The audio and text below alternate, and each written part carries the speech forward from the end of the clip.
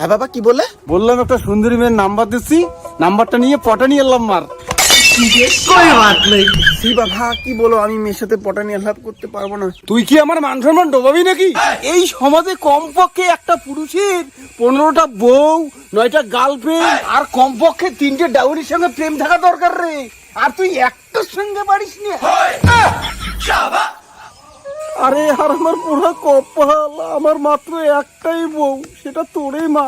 আর আমার এই অপরাধের জন্য সুপ্রিম কোর্ট থেকেই অর্ডার আসছে 24 ঘন্টার মধ্যে 15টা বউ, 9টা গার্লফ্রেন্ড আর 3টে ডাউরির সঙ্গে প্রেম করতে হবে, না হলে আমাকে সারা জীবনের জন্য জেলে ঢুকে দিবে। আমাদের 2023 সালে ভালো ছিল, এখন 2050 সালে কি আজব নিয়ম। বাদ দে, তুই পাবি না। 2টে মেয়ের নাম্বার আমাকে দে, আমি প্রেম করি।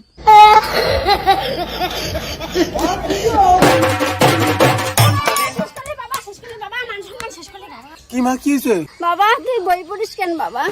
বাবা বই পড়িস কেন বাবা? তার সাথে বাংলা এই জগতে পুরুষ মানুষ চিনা বড়। বই পড়ে কার দিন গেছে, তার থেকে বাংলা খা। বাংলা খেলে জীবনে উন্নতি করতে পারবে। কই রে না যায়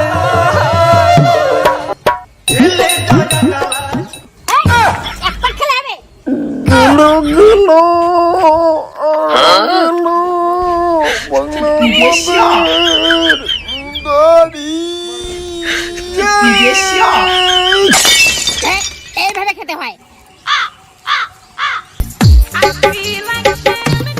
হয়েছে মা?